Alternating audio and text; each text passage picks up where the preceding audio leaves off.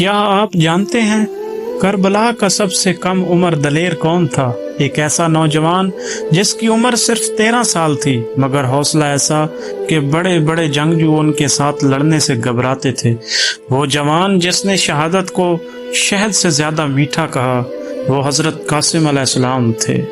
حضرت قاسم علیہ السلام امام حسن علیہ السلام کے فرزند، امام حسین علیہ السلام کے بھتیجے، جنہیں بچپن سے حسین علیہ السلام کے آستانے سے وفا، ادب اور تقوی سیکھنے کا موقع ملا۔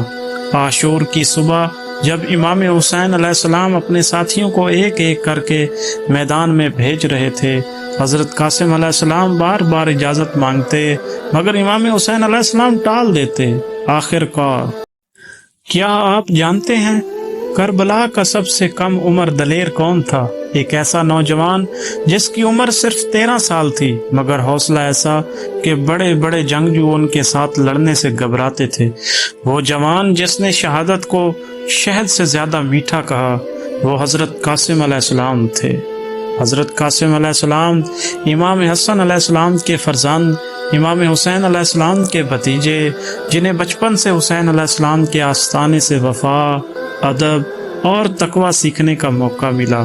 عاشور کی صبح جب امام حسین علیہ السلام اپنے ساتھیوں کو ایک ایک کر کے میدان میں بھیج رہے تھے، حضرت قاسم علیہ السلام بار بار اجازت مانگتے، مگر امام حسین علیہ السلام ٹال دیتے۔